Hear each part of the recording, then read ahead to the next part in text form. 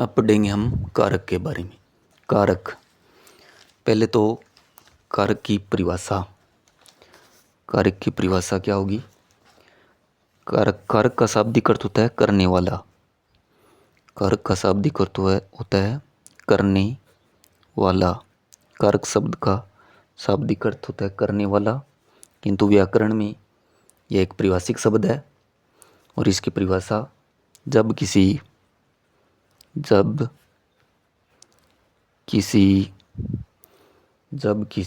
संज्ञा या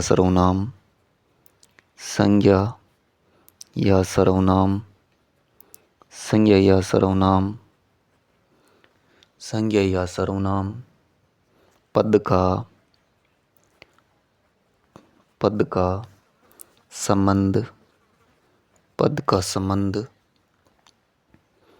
पद का संबंध वाक्य में प्रयुक्त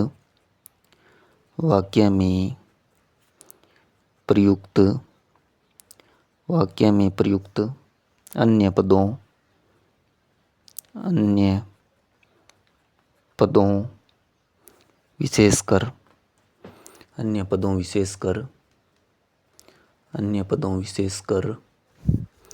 विशेषकर क्रिया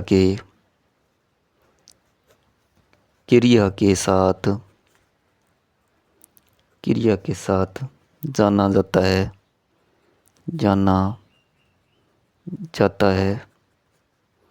उसे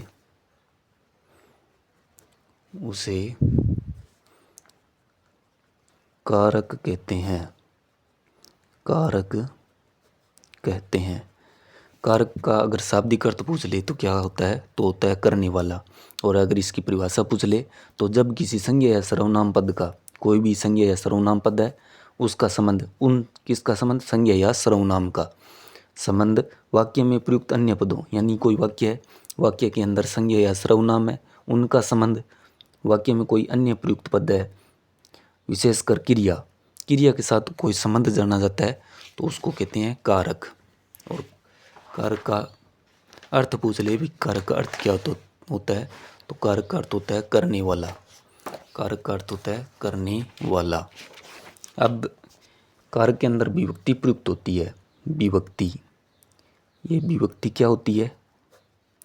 विभक्ति कारक को प्रकट करने के लिए कारक को प्रकट करने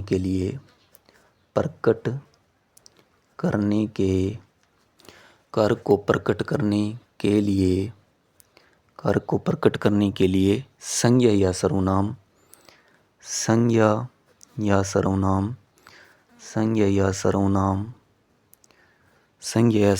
के साथ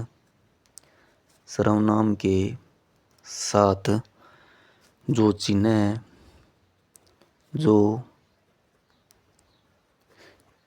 चिन्ह लगाया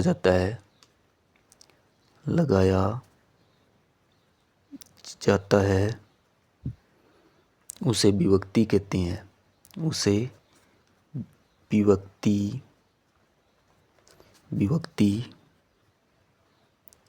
हैं।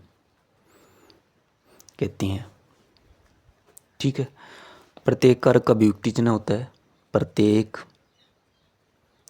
कारक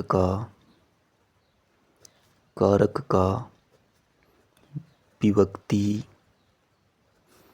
चिन्ह होता है।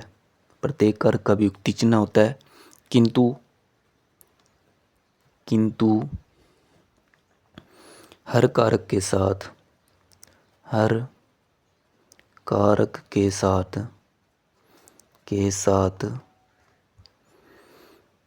विभक्ति चिन्ह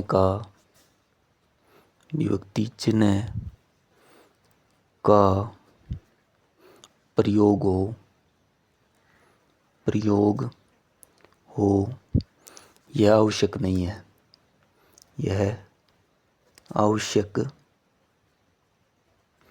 आवश्यक नहीं है। ठीक है। विभक्ति किसको बोलते हैं? कारक को प्रकट करने के लिए। यानी संज्ञा या सर्वनाम के साथ जो भी चिन्ह लगता है उसको बोलते हैं विभक्ति। और कारक होते हैं, प्रत्येक कारक होता है, उसका प्रत्येक कारक का विभक्ति चिन्ह होता है, किंतु वाक्य में हर कारक के साथ वो विभक्ति चिन्ह का प्रयोग हो यह आवश्यक नहीं है। ये जरूरी नहीं है कि प्रत्येक कारक के साथ विभक्ति चिन्ह होगा, ये जरूरी नहीं है, लेकिन होती विभक्ति चिन्ह प्रत्येक कारक होता है। हम जानते हैं कि कारक के प्रकार की बात करें तो कारक कितने प्रकार की होती हैं? 8 प्रकार के कारक होते हैं, 8 प्रकार के। तो पहला कारक है कर्ता कारक। पहला कारक कर्ता कारक। कर्ता कारक का विभक्ति चिन्ह होता है ने, यानी वाक्य में किसी संज्ञा या सर्वनाम के साथ ने विभक्ति चिन्ह लगा तो कर्ता कारक। तो इसकी परिभाषा होगी संज्ञा या सर्वनाम का वह रूप, संज्ञा या सर्वनाम का, संज्ञा या सर्वनाम का वह रूप, संज्ञा या सर्वनाम का वह रूप जो क्रिया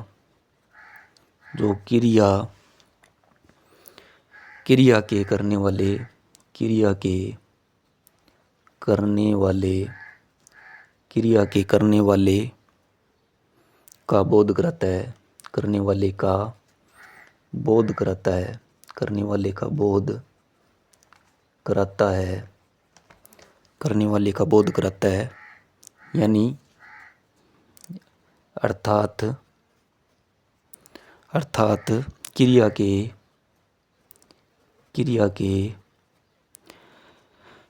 के करने वाले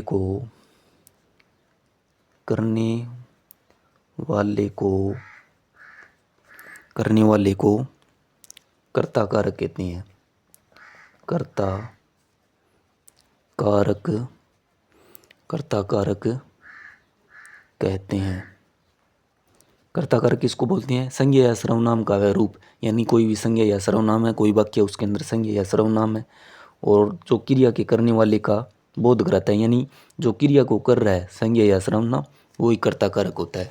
और इसका विभक्ति चिन्ह होता है ने। इसका विभक्ति चिन्ह मैंने बता दिया ने होता है, ठीक है। जैसे अभिषेक पुस्तक पढ़ता है। अब ने विभक्ति का प्रयोग कब होगा? ने विभक्ति का प्रयोग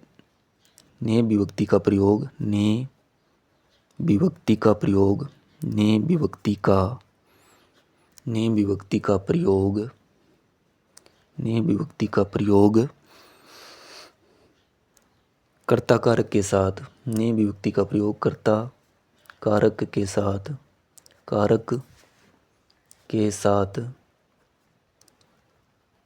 साथ, केवल भूतकालिक क्रिया होने पर होता है। भूतकालिक क्रिया होने पर होता है। भूतकालिक क्रिया होने पर होता है, ठीक है। अगर क्रिया ने विभक्ति का प्रयोग जब भी होगा जब क्रिया भूतकाल की होगी। अगर वर्तमान काल या भविष्य काल या क्रिया कर्मक होगी तो ने का प्रयोग नहीं होगा। जैसे अभिषेक पुस्तक पढ़ता है, जैसे अभिषेक पुस्तक पढ़ता है, अभिषेक पुस्तक पढ़ता है। जैसे आलोक ने पत्र लिखा, आलोक ने पत्र लिखा, आलोक ने पत्र लिखा। अब दूसरे वाक्य में ने का प्रयोग हो रहा है, आलोक ने पत्र लिखा, क्यों? क्रिया भूतकाल की है और पढ़ता है ये वर्तमान काल की है, तो इसमें ने का प्रयोग नहीं हुआ। तो ये तो था कर्ता कारक। अब बात करते हैं अपनी कर्म कारक की। कर्म 2 नंबर अपना कारक है कर्म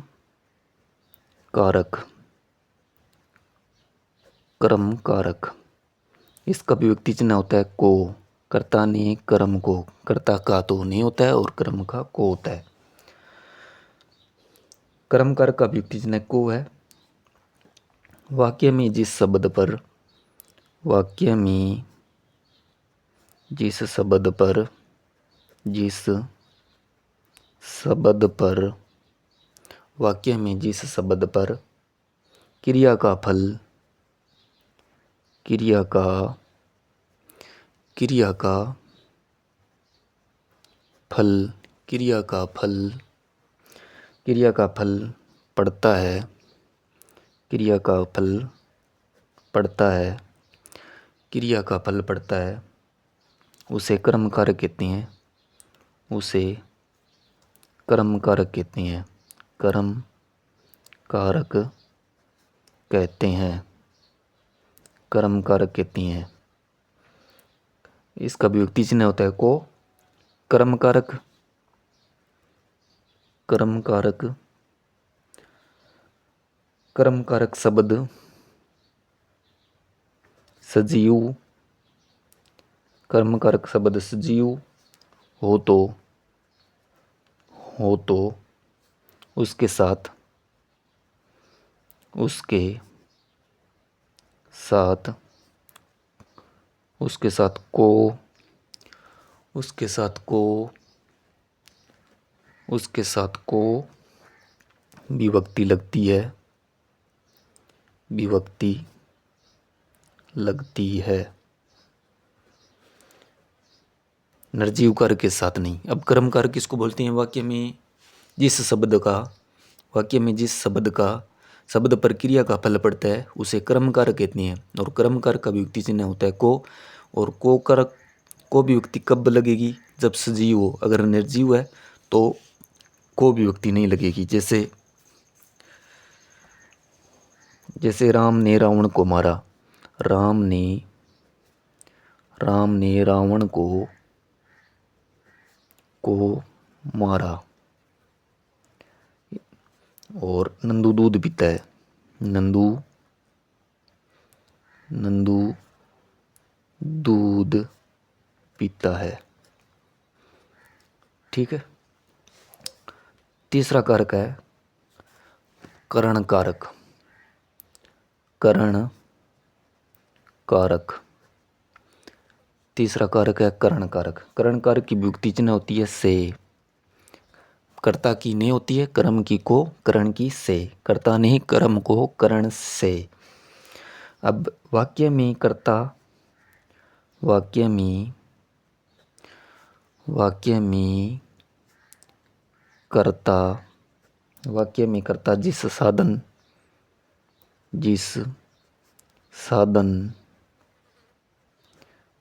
साधन यानी साधन या माध्यम, साधन या माध्यम, साधन या माध्यम, साधन या माध्यम से क्रिया करता है, से क्रिया करता है, उसे करण कारक कहते हैं, करण कारक कहते हैं। और इसकी विभक्ति चिन्ह होती है से। यानी करण कारक किसको बोलेंगे? वाक्य में कर्ता जिस साधन से, साधन यानी कोई माध्यम है, कोई माध्यम या साधन के माध्यम से कोई क्रिया कर रहा है तो उसे करण कारक कहते हैं। और इसका विभक्ति चिन्ह होता है से। जैसे मैं पेन से लिखता हूँ, मैं पेन से लिखता हूँ, जैसे रवीना चाकू से सब्जी काटती है। करण कारक का है विभक्ति चिन्ह से। यानी कोई माध्यम, मैं पेन से लिख रहा हूँ, मेरा माध्यम क्या लिखने का? पेन है। रवीना सब्जी किसके माध्यम से काट रही है? चाकू के माध्यम से। यानी चाकू और ये पेन क्या हो गए? साधन हो गए या माध्यम हो गए, तो उसको करण कारक बोलती हैं। चौथा कारक है संप्रदान कारक, संप्रदान कारक। इसका विभक्ति चिन्ह होता है के लिए या को भी आ सकता है, के लिए या को या के वास्ते। कर्ता ने कर्म को करण से संप्रदान के लिए या को। संप्रदान का अर्थ, पहले अर्थ का अर्थ संप्रदान का अर्थ होता है देना, देना। वाक्य में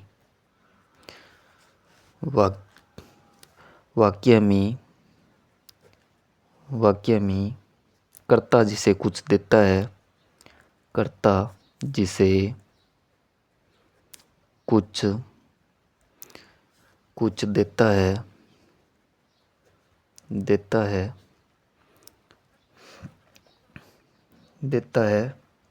अथवा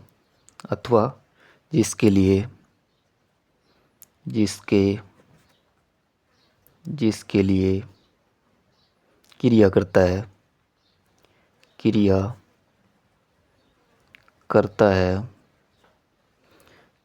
है उसे संप्रदान कारक कहते हैं।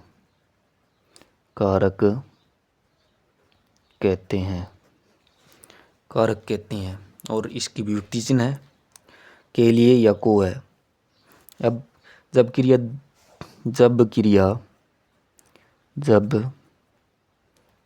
क्रिया द्विकर्मी हो, यानी दो क्रम हो, क्रिया में दो क्रम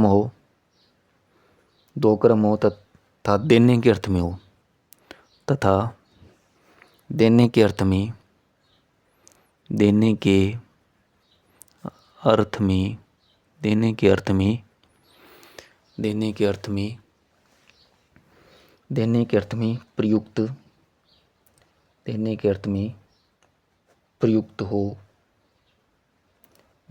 में प्रयुक्त हो, वहाँ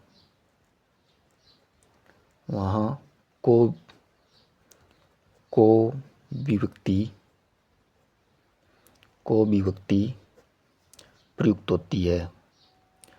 प्रयुक्त होती है। ठीक है।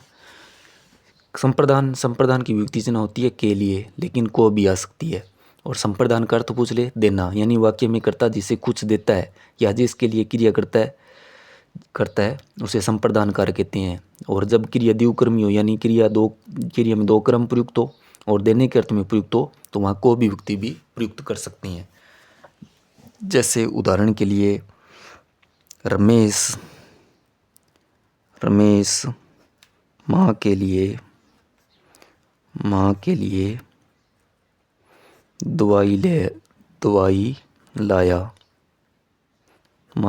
दवाई लाया। मीनाक्षी ने सुनीता को पुस्तक दी। मीनाक्षी ने सुनीता को पुस्तक दी। तो यहाँ क्रिया द्विकर्मी है, तो को विभक्ति चिन्ह प्रयुक्त हुआ है। फिर अगला कारक है अपादान कारक। अपादान कारक की विभक्ति की बात करें तो इसका विभक्ति होती है से पृथक, यानी अलग होने के अर्थ में से पृथक या से अलग। से पृथक या से अलग, ये अपादान की विभक्ति चिन्ह होती है। वाक्य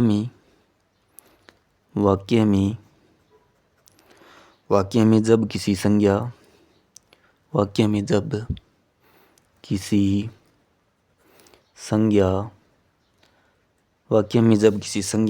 या सर्वनाम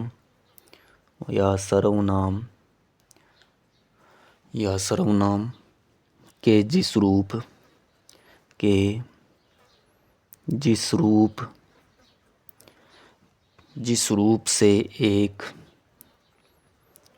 से एक वस्तु या व्यक्ति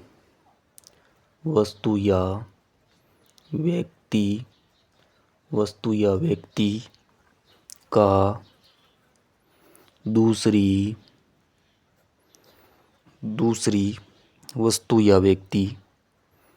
वस्तु या व्यक्ति दूसरी वस्तु या व्यक्ति से अलग होने, से अलग होने, से अलग होने, अलग होने का, अलग होने के भाव का, भाव का बोध हो,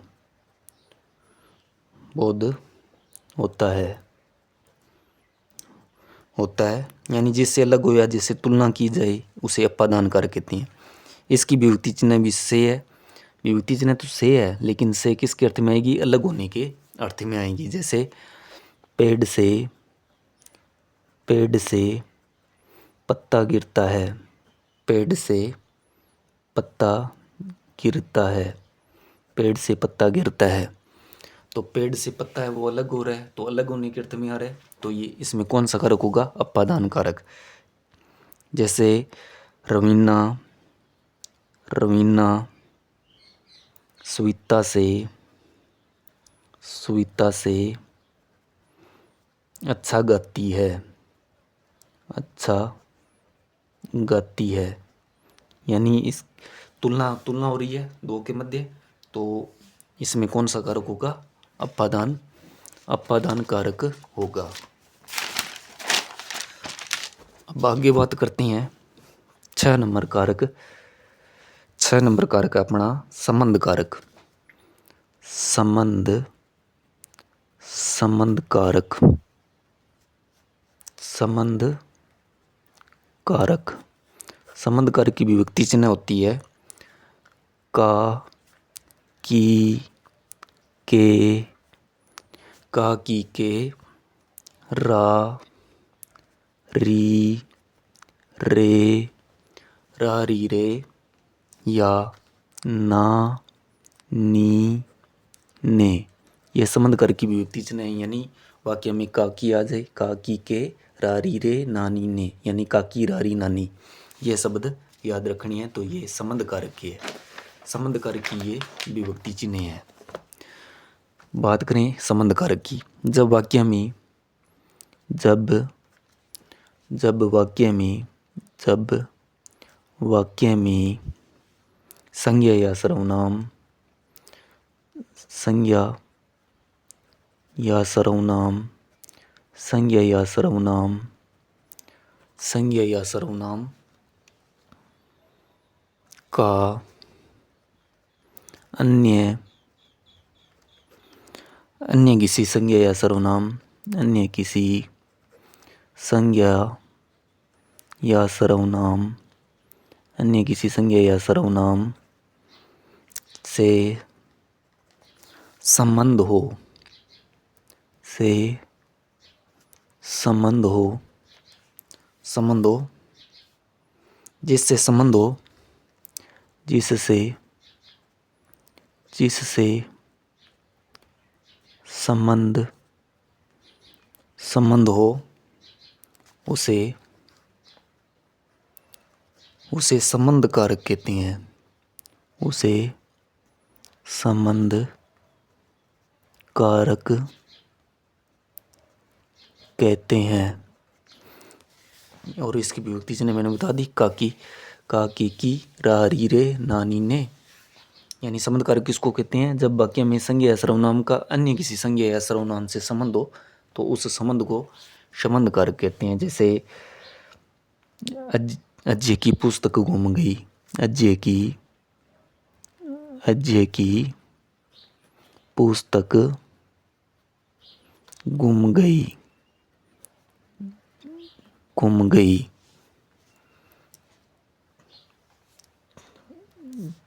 तो यह है संबंध कारक। 7वां कारक, 7वें कारक की बात करते हैं। 7वां कारक है अपना अधिकरण कारक। अधिकरण कारक, अधिकरण कारक। अधिकरण कारक की विभक्ति चिन्ह होती है में, पर, में, पर, पे। ये विभक्ति चिन्ह है इसकी।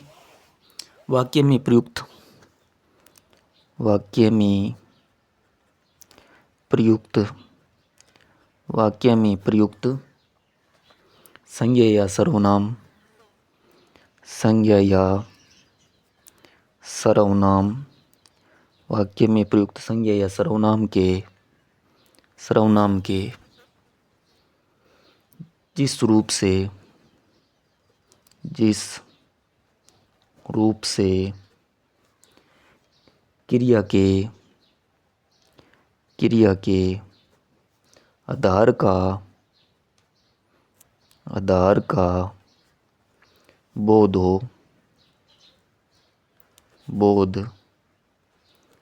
हो उसे अधिकरण कारक कहते हैं।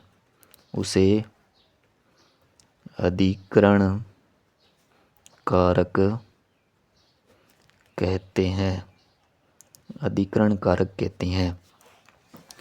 अधिकरण कारक की विभक्ति चिन्ह है में, पर, पे। यानी वाक्य में प्रयुक्त कोई संज्ञा या सर्वनाम है और जिस रूप से क्रिया के आधार का बोध हो उसे अधिकरण कारक कहते हैं। जैसे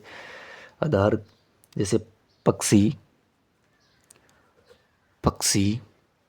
आकाश में उड़ रहे हैं। पक्षी आकाश में उड़ रही हैं। तो इसमें मैं आ गया, तो ये अधिकरण कारक है। मेज पर पुस्तक पड़ी है। मेज पर पुस्तक पड़ी है। ये आधार हो गया, मेज आधार हो गया, पुस्तक का पर आ गया, तो ये अधिकरण कारक है।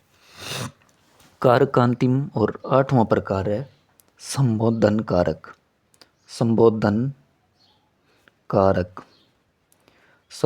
कारक। इसकी विभक्ति चिन्ह की बात करें, हे, ओ और अरे। ये इसका विभक्ति चिन्ह है। यानी वाक्य में जब किसी संज्ञा या सर्वनाम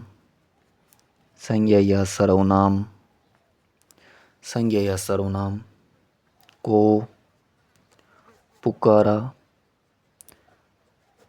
या बुलाया जाता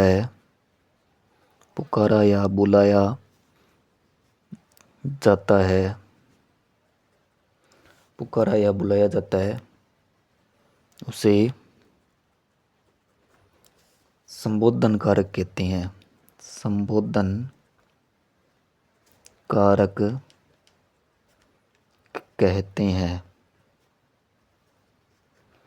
कहते हैं। इसका विभक्ति चिन्ह है, मैंने बता दिया, हे, ओ, अरे। ठीक है। अरे संबोधन कारक के बाद संबोधन चिन्ह है, यानी अल्प विराम लगाया जाता है। जैसे हे प्रभु, ये चिन्ह है इसका। हे प्रभु रक्षा करो। अल्प विराम भी लगा सकते हैं, जैसे अरे मोहन यहाँ